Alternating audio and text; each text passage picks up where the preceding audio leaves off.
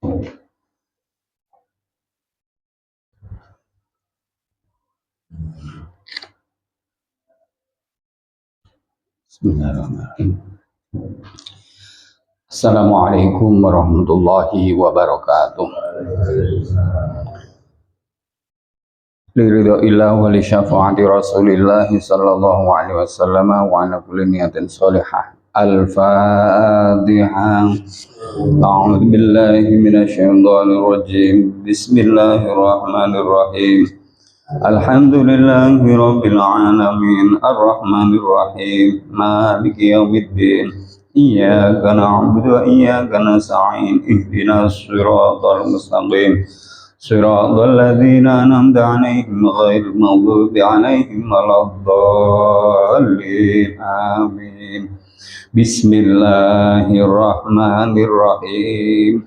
Raditu billahi rabba wa bil islami dina wa bi muhammadin nabiyya wa rasula rabbi zidni ilma warzuqni fahma amin. Sayyidul istighfar. Bismillahirrahmanirrahim. Allahumma anta rabbi la ilaha illa anta khalaqtani wa ana abduka wa ana ala ahdika wa wa'dika mastata'tu a'udzu bika min syarri ma sana'tu abu'u laka bi ni'matika alayya wa abu'u bi dhanbi faghfirli fa innahu la yaghfirud dzunuba illa anta. Bismillahirrahmanirrahim. Alhamdulillahi rabbil alamin.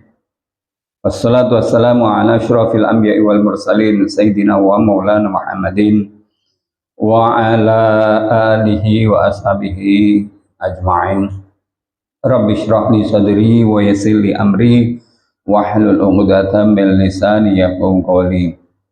Qalu subhanaka la ilma lana illa ma 'allamtana innaka antal alimul hakim. Sadaqallahul azim. Amma ba'd. Bapak Ibu jamaah salat subuh masalah An-Nur yang dirahmati Allah Subhanahu wa taala.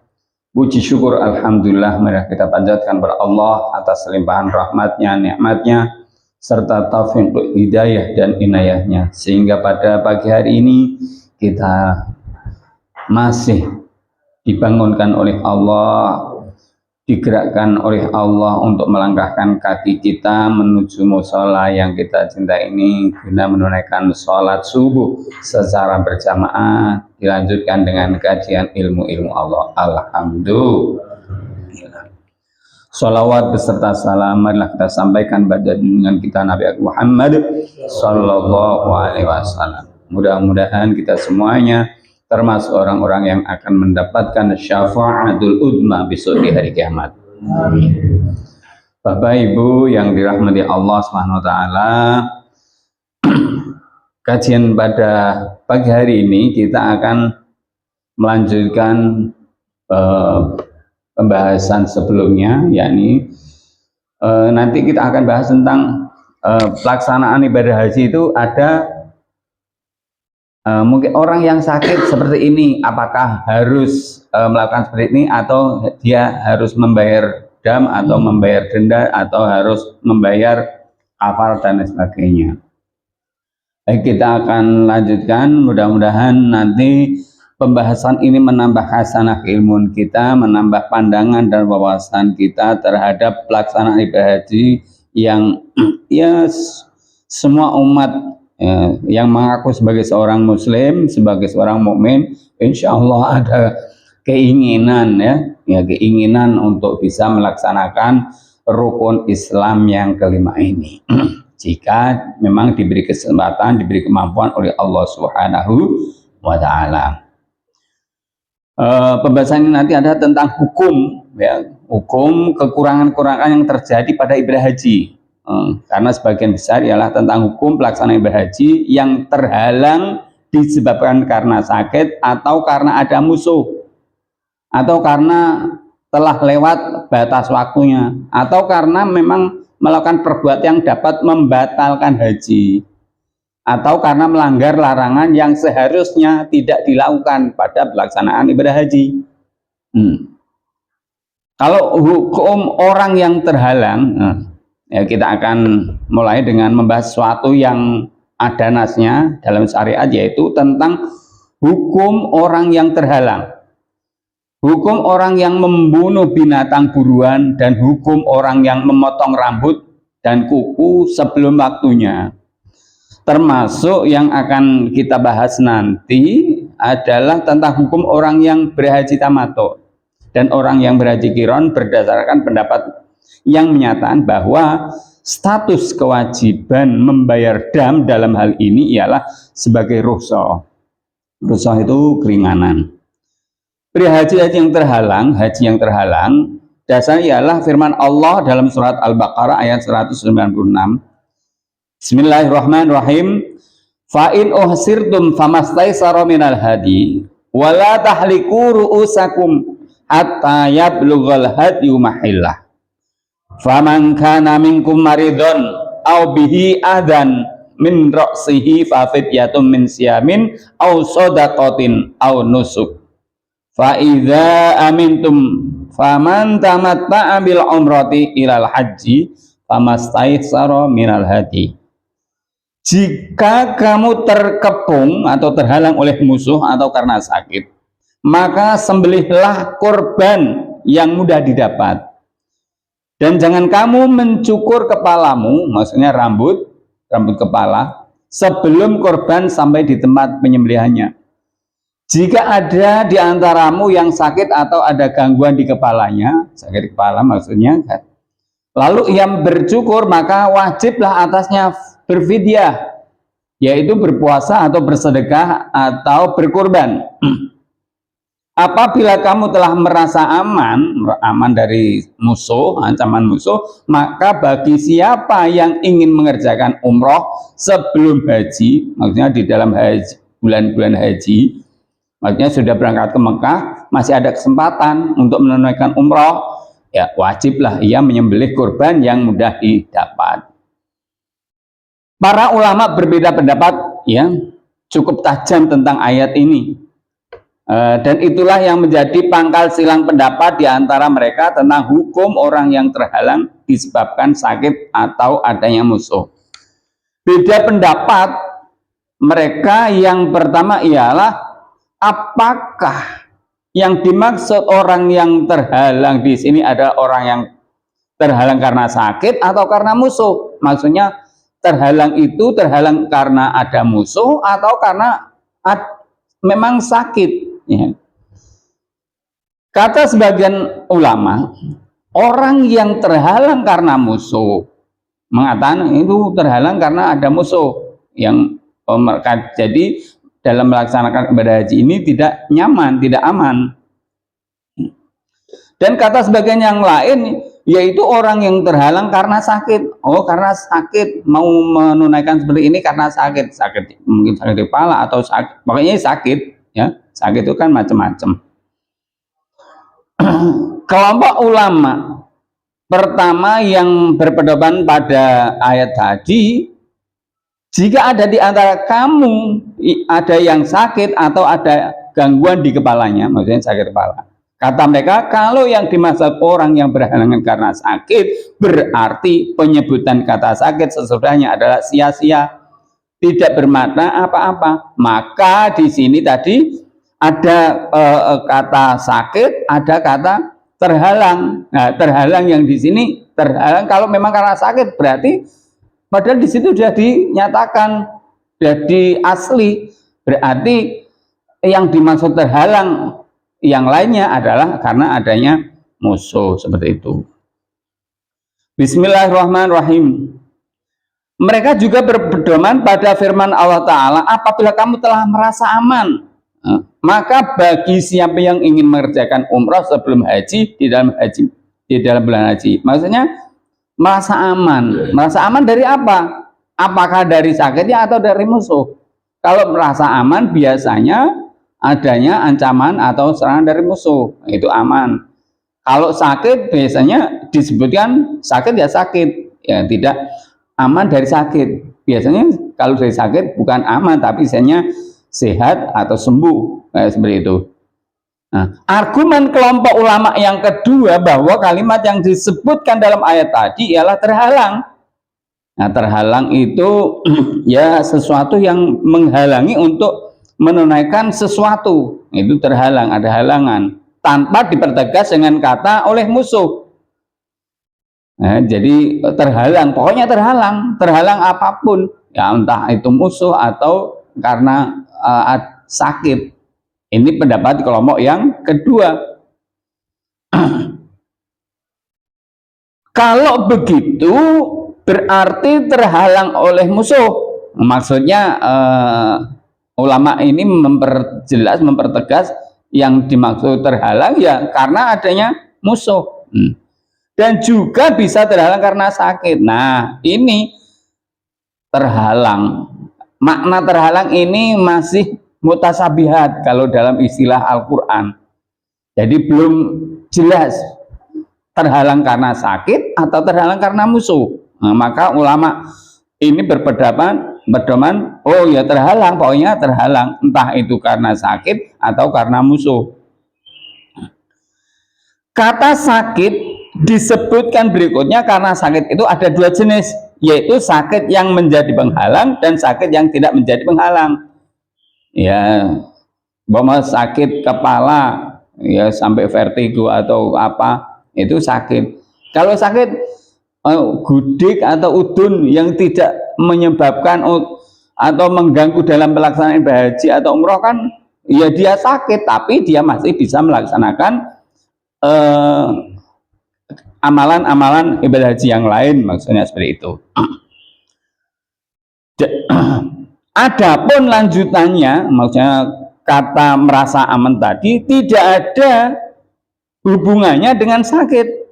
Karena yang dimaksud dengan aman ialah aman dari musuh, bukan aman dari sakit. Nah, ini memang ulama kalau sudah kata sedikit ada perbedaan ya dibahas. Karena memang biar apa ya ketika umat ini melaksanakan itu betul-betul merasa nyaman, maksudnya oh ya yang dimaksud seperti ini, aman itu dari musuh bukan dari sakit. Ada yang berpendapat aman itu ya dari musuh dan penyakit, ada yang mengatakan musuh aman itu ya pokoknya tidak terhalang, kayak gitu.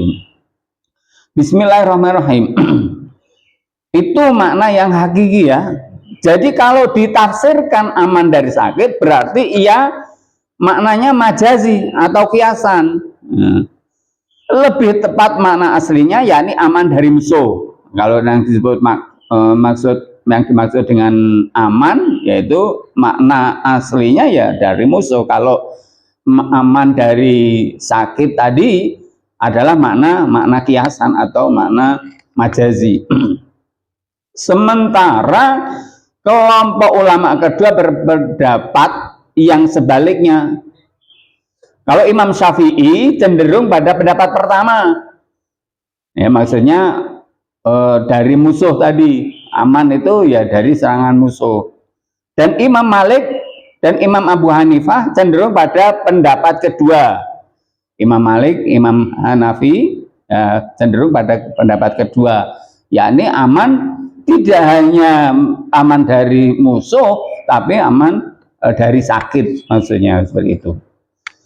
Menurut sebagian ulama, yang dimaksud orang yang terhalang di sini adalah orang yang terhalang dari menunaikan ibadah haji dengan alasan apapun. Ya, ada pendapat yang lain, pokoknya alasannya apapun, yang jelas itu orang tersebut tidak bisa menunaikan amalan-amalan ibadah haji berikutnya, baik karena itu sakit atau karena musuh atau karena salah perhitungan dan lain sebagainya.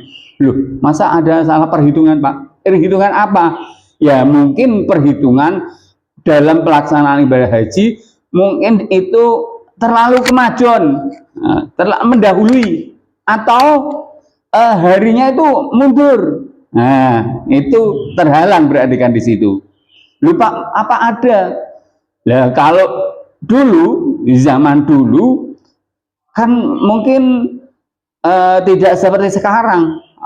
Informasinya ada ru'yatul hilal, oh sudah muncul hilalnya, oh berarti ini sudah masuk tanggal, nanti tanggal 10 Dzulhijjahnya hari ini, itu sudah dihitung, ya, sudah dihitung. Tapi kalau sekarang kan perbedaan-perbedaan itu sudah bisa diketahui, ya, begitu ada informasi, oh di sana ada sudah bulan itu akan muncul pada hari ini ketinggian sekian derajat, posisinya di sini, ya, karena sekarang orang menggunakan ilmu falak, ilmu hisab, yaitu semakin pintar, ya, dan untuk menyebarkan informasi juga semakin canggih. Saat ini terjadi seperti ini di belahan dunia yang lain juga bisa mengetahui, karena ya cepatnya untuk menyebarkan dari berbagai media informasi ini. Dan menurut mayoritas ulama, orang yang terhalang dari haji itu ada dua macam. Mungkin karena sakit, ada mungkin terhalang karena musuh, ya, sakit atau karena musuh, ada dua. Orang yang terhalang karena musuh berpedoman kesepakatan mayoritas ulama. Ia boleh tahallul itu mencukur rambut, dari umroh atau tahallul dari hajinya di tempat di mana ia menghadapi halangan.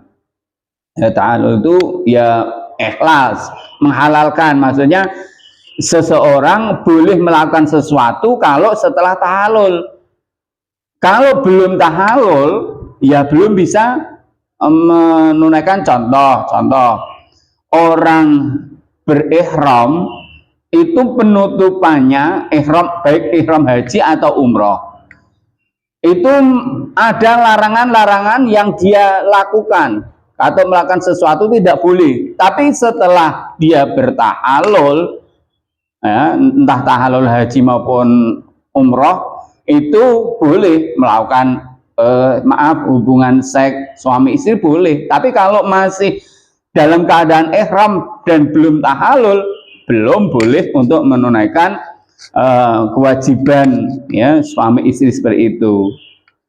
Jadi memang ada batasan-batasan, larangan-larangan ketika orang sedang ihram. Bismillahirrahmanirrahim. Kata As-Sauri dan Al-Hasan bin Saleh, orang yang terhalang tidak boleh bertahallul sebelum masuk hari raya. Jadi tahallul itu penutupan dari ihram tadi, ya. Kalau orang umroh tahallulnya ya dengan mencukur rambut, ya, setelah tawaf, sa'i, kemudian tahallul. Ini memotong minimal 3 helai rambutnya, itu tahallul. Tapi kalau tahallul haji itu ya setelah mereka berihram, kemudian wukuf di Arafah, mabit di Musdalifah, melontar jumroh, ya, setelah melontar jumroh itu dia baru boleh bertahallul dengan motong rambut, ya. Setelah tahallul itu boleh ganti pakaian biasa. Nah, kemudian setelah itu mau melaksanakan tawaf ifadah di Masjidil Haram, itu sudah tidak pakai ini, karena sudah tahallul, sudah ihramnya bisa dilepas. Para ulama yang berpendapat bahwa tahallul orang yang terhalang itu dilakukan di mana ia mendapat halangan, sama berbeda pendapat tentang kewajiban memberi binatang korbannya. Jadi ulama ada yang mengatakan ya boleh nanti di hari raya itu, atau tahallul itu bisa dilaksanakan dengan saat dia menyembelih binatang korbannya. Nah,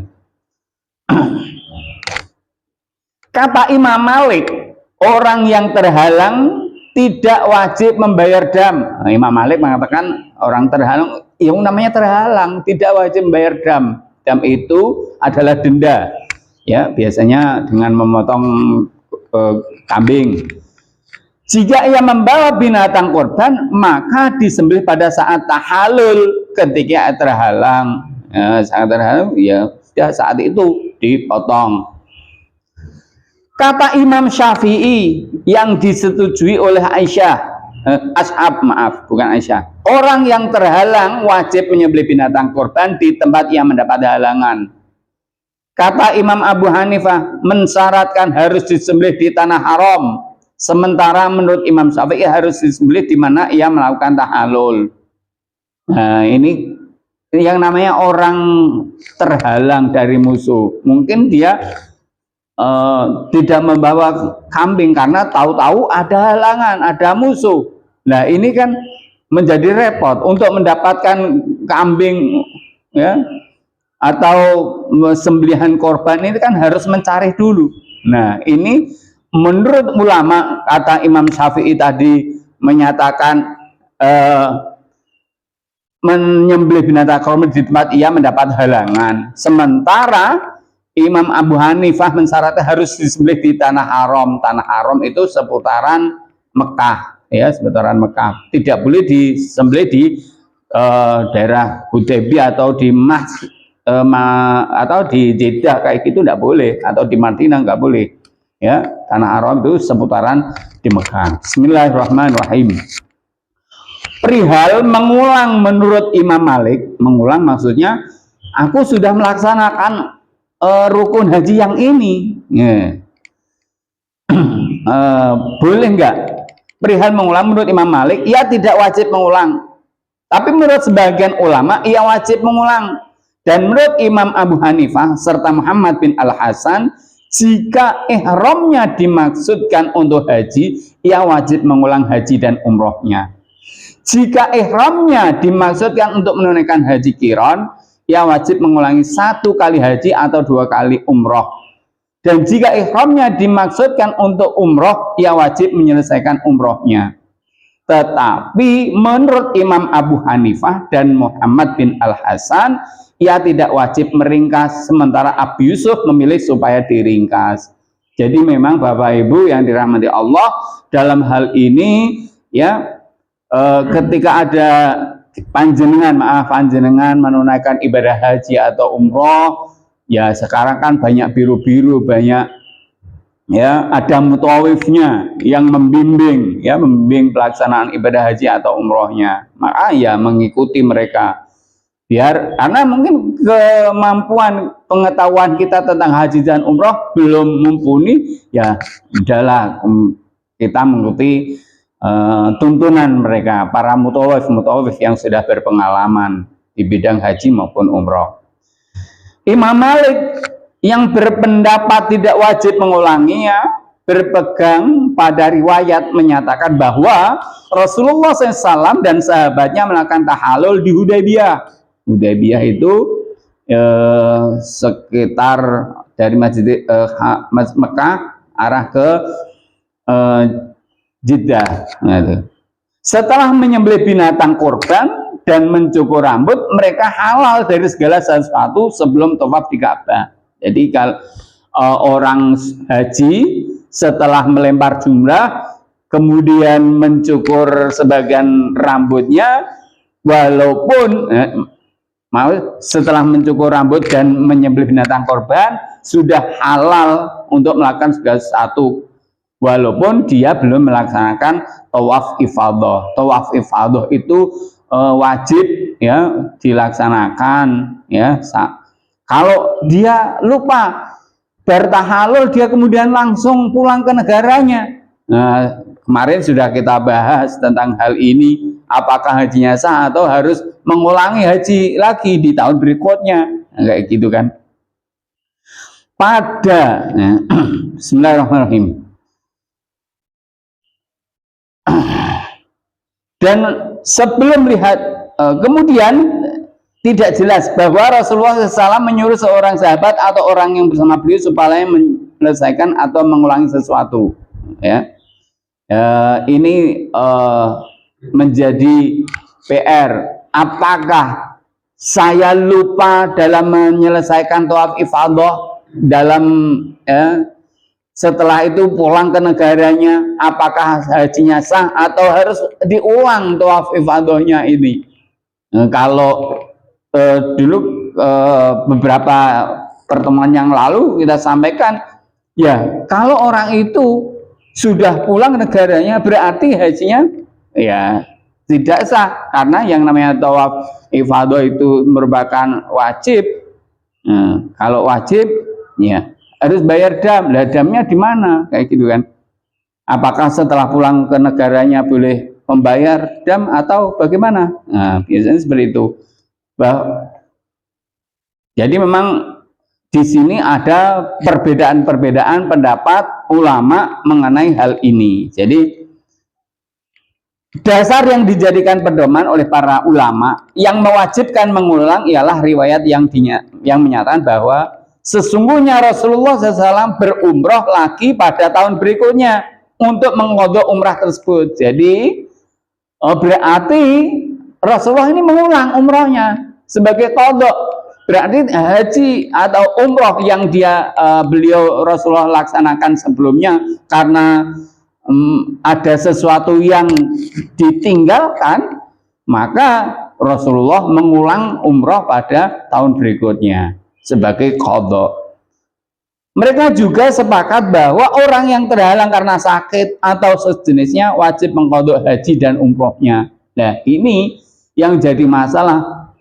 Kalau orang Indonesia terhalang ya untuk menunaikan ibadah haji, bayarnya sudah mahal, antriannya panjang, lama, nunggu bertahun-tahun. Begitu melaksanakan ibadah haji ada sesuatu kewajiban yang ditinggalkan atau lupa. Nah, ini kata riwayat ini harus qadha haji atau umrohnya di tahun berikutnya. Nah, ini makanya tadi saya sampaikan, saya sarankan ketika kita melaksanakan ibadah haji atau umroh, ya alangkah baiknya kita mengikuti saran atau mutawif yang sudah berpengalaman. Jadi tidak berjalan sendiri-sendiri. Mengapa bisa terjadi perselisihan? Sumber perselisihan para ulama ialah apakah Rasulullah SAW mengqadha atau tidak, dan apakah qadha tersebut ditetapkan berdasarkan qiyas atau tidak.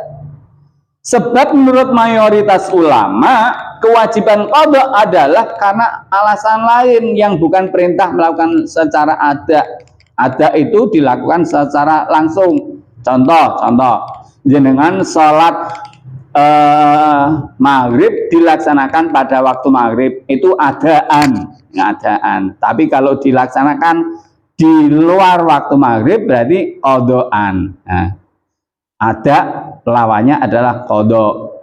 Atau langsung, ada itu langsung.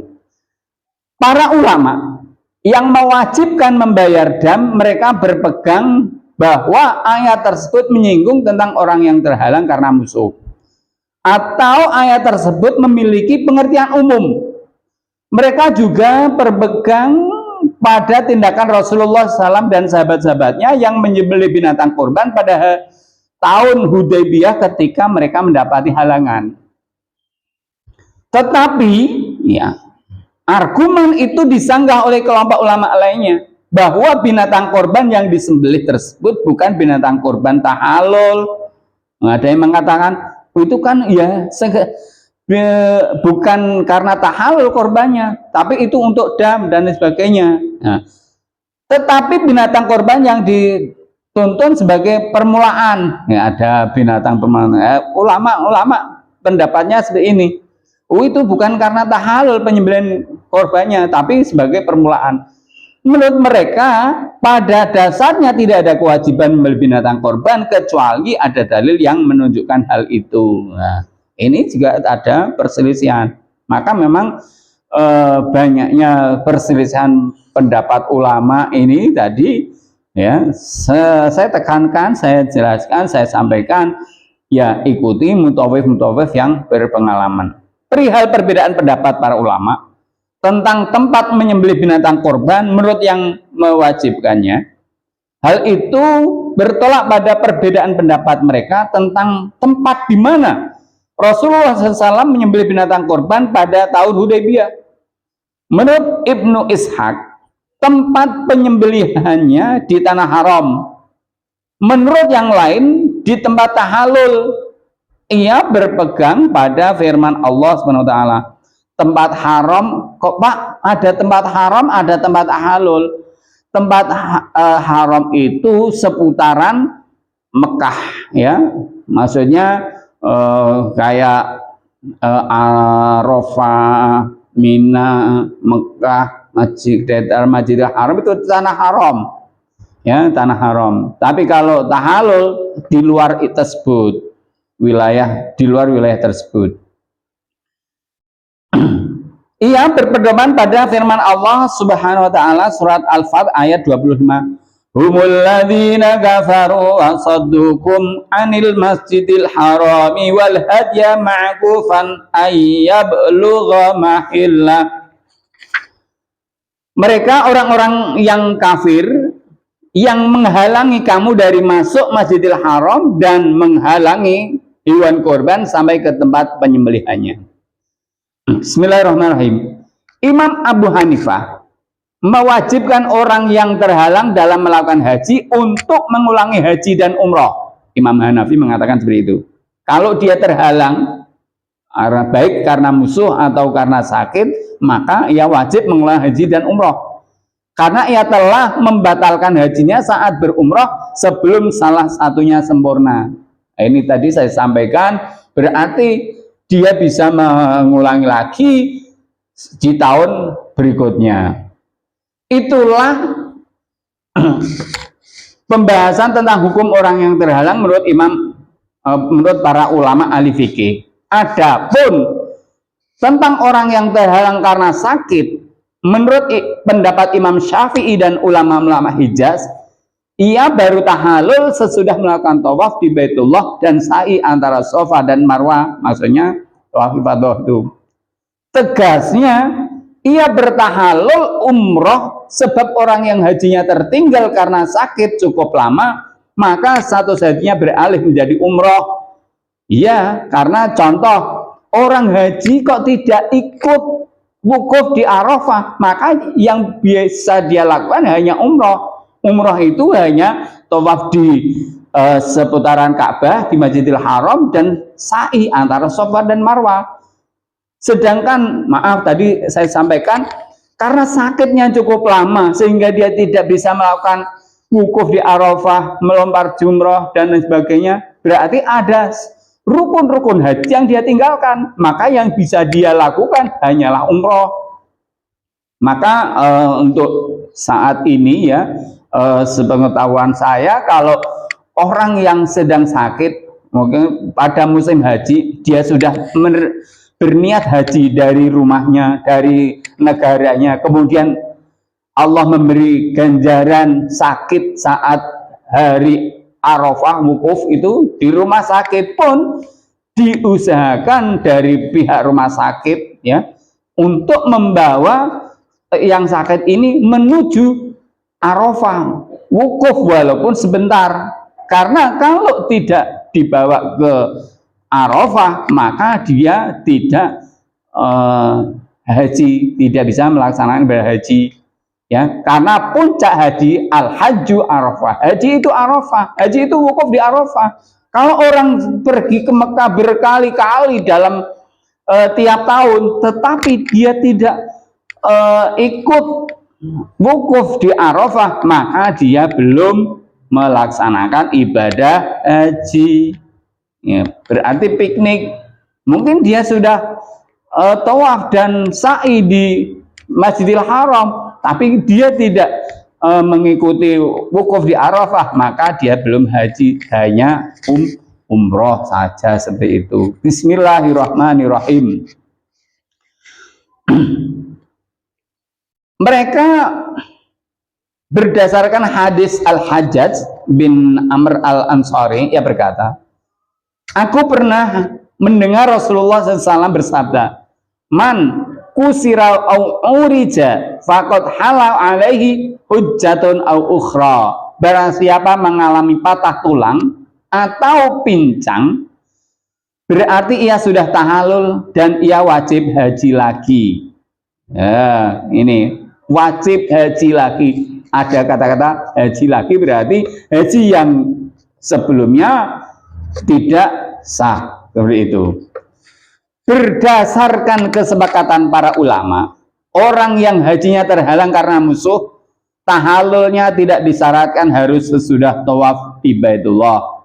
Adapun orang yang hajinya terhalang karena sakit, ia wajib menyembelih binatang korban. Kata Abu Saur dan Dawud, orang yang terhalang karena sakit tidak diwajibkan menyembelih binatang korban, karena yang diperintahkan oleh ayat ialah orang yang hajinya terhalang karena musuh. Mereka juga sepakat mewajibkan qadha terhadapnya. Ya, qadha itu mengulang seperti itu. Menurut Imam Malik, orang yang tidak sempurna amalan hajinya karena kesalahan menghitung jumlah hari atau alasan-alasan lainnya, maka status hukumnya sama seperti orang yang terhalang karena sakit. Kata Imam Abu Hanifah, orang yang amalan hajinya tidak sempurna karena udzur selain sakit, ia bertahalul umroh. Ia tidak wajib membayar dam, hanya wajib mengulangi hajinya. Nah, ini kan repot. Tadi saya sampaikan, ya hanya yang dianggap ya umrohnya saja, hajinya tidak sah karena dia harus mengulangi hajinya. Orang Mekah yang terhalang hajinya karena sakit, status hukumnya sama seperti orang penduduk luar Mekah. Ia wajib menyembelih binatang korban dan wajib mengulangi. Kata Az-Zuhri, ia harus menyelesaikan umrohnya saja walaupun ia sudah sehat kembali. Dasar yang dipergunakan oleh Imam Malik untuk memperkuat pendapatnya ialah orang yang terhalang hajinya karena sakit, jika ia tetap berihram sampai tahun depan, ia cukup menunaikan haji qadha dan tidak diwajibkan menyembelih binatang korban. Tetapi jika ia bertahalul umroh, maka ia mewajibkan menyembelih binatang korban karena ia mencukur rambut kepalanya sebelum menyembelih korban dalam haji qadha. Nah, kalau dia berihram sampai tahun depan, sapa sing kuat?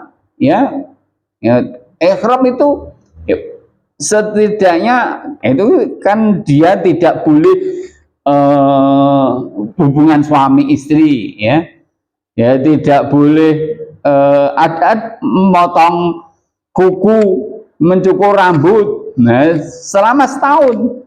Nah ini kan nggak kuat, apalagi sudah keluar dari tanah haram, nah kayak gitu kan, mosok nunggu setahun, ya lebih baik dia menyempurnakan umrohnya, terus pulang ke negaranya, tahun berikutnya kalau punya duit berangkat lagi untuk menunaikan hajinya atau haji qadha-nya. Ulama yang menafsiri firman Allah dalam surat Al-Baqarah ayat 196 tadi, fa idza amintum faman tamatta'a bil umrati ilal haji famastaisara minal haji. Apabila kamu telah merasa aman, maka bagi siapa yang ingin mengerjakan umroh sebelum haji, di dalam bulan haji, wajib ia menyembelih kurban yang mudah didapat. Sebagai khitab, ya, landasan yang ditujukan kepada orang yang terhalang, ia harus yakin bahwa berdasarkan lahiriah ayat ini, orang tersebut wajib menyembelih binatang kurban sebanyak 2 ekor. Ya. Kambing ya loro. Seekor karena ia telah memotong rambut pada saat halul sebelum berkorban dalam haji qadha, dan seekor lagi karena ia bertamato umroh sebelum haji. Jadi biasanya para jamaah haji Indonesia itu kan sampai sana melakukan umroh dulu, ya, orang jamaah haji melakukan umroh dulu sebelum pelaksanaan ibadah haji. Nah, di sini dia wajib membayar dam karena hajinya adalah haji tamato. Ya, bayar dam itu dengan menyembelih binatang kurban, binatang pokoknya kambing ya. Dan itu dipotong sebelum melaksanakan ibadah haji. Ya. Terus kemudian dia melaksanakan ibadah haji, apakah dia wajib menyembelih binatang korban lagi? Kalau diberi kemampuan oleh Allah, ya menyembelih binatang lagi. Kalau enggak, ya puasa 3 hari, 3 hari di sana, kemudian disempurnakan setelah pulang 7 hari. Ya. Tilka asyaratun kamilah, ayatnya seperti itu. Bismillahirrahmanirrahim. Kata Imam Malik, ya, malah ini ada tidak hanya 2, ya, tidak hanya 2. Jika ia tahalul dalam bulan haji, binatang korbannya ditambah seekor lagi sehingga jumlahnya 3 ekor. Yang terakhir ini adalah binatang korban haji tamato. Ya, ada yang mengatakan sampai 3. Kalau kata Imam Malik, pada hakikatnya binatang korban yang disebut dalam ayat jika kamu terkepung, terhalang oleh musuh atau karena sakit, maka sembelihlah hadyu atau binatang tadi ternak yang mudah didapat adalah binatang korban yang disebutkan dalam lanjutan ayat berikutnya. Apabila kamu merasa aman, maka bagi siapa yang ingin mengerjakan umroh sebelum haji di dalam bulan haji, wajib ia menyembelih hadyu, maksudnya binatang ternak tadi. Jadi binatang korban dalam ayat ini bukan karena terhalang hajinya, melainkan binatang korban karena murni untuk melaksanakan haji tamato. Ya, tadi saya sampaikan haji tamato itu haji melaksanakan ihram umroh, selesai itu dia tahalul umroh, kemudian di saat hari haji untuk wukuf di Arafah, dia melaksanakan ihram lagi untuk hajinya. Itu haji tamato. Bismillahirrahmanirrahim. Jadi seolah-olah Allah firman, apabila kamu tidak takut namun kamu melakukan haji tamato dengan mendahulukan umrah sebelum haji, maka sembelihlah korban yang mudah didapat. Jadi ini memang haji tamato itu tadi saya sampaikan merangkap di bulan-bulan haji dia umroh juga melaksanakan ibadah haji, maka dia wajib membayar dam atau menyembelih binatang korban tadi. Takwil ini didukung firman Allah dalam surat Al-Baqarah tadi, dzalikal liman lakun ahluhu liman lam yakun ahluhu hadiril masjidil haram. Dzalika liman lam yakun ahluhu hadiril masjidil haram. Demikian itu kewajiban membayar fidyah bagi orang-orang yang keluarganya tidak berada di sekitar Masjidil Haram, yakni orang-orang bukan penduduk kota Mekah. Berdasarkan kesepakatan para ulama dalam hal ini, mereka orang Mekah dan orang luar Mekah sama saja. Setelah kita membahas tentang hukum orang yang hajinya sebagaimana yang telah ditetapkan oleh Allah, nanti kita lanjutkan pada hukum orang yang membunuh binatang buruan. Tadi ini kita bahas untuk pertemuan yang akan datang saja karena ini agak panjang juga ya. Tadi karena terhalang karena musuh atau sakit. Ya, pertemuan yang akan datang orang yang membunuh binatang kurban dalam keadaan ihram. Dia mau saat melaksanakan umroh sudah pakaian ihram dan niat untuk melakukan umroh, dia sudah ihram mau melaksanakan ibadah haji, kok dia membunuh binatang kurban, bagaimana? Apakah hajinya sah atau tidak? Padahal itu merupakan larangan, atau harus membayar dam, membayar fidyah dan sebagainya. Insya Allah kita bahas pada pertemuan yang akan datang. Oke, baik, demikian Bapak Ibu, pada pagi hari ini kita akhiri dengan bacaan wasli dan doa kafarul majlis. Bismillahirrahmanirrahim. Wal asri innal insana lafi khusrin illalladzina amanu wa amilus solihati wa tawasau bil haqqi wa tawasau bis sabr. Subhanakallahumma wa bihamdika asyhadu an la ilaha illa anta astaghfiruka wa atubu ilaik. Mohon maaf atas segala khilaf. Allahumma fiqil aqwamit thoriq. Wassalamualaikum warahmatullahi wabarakatuh.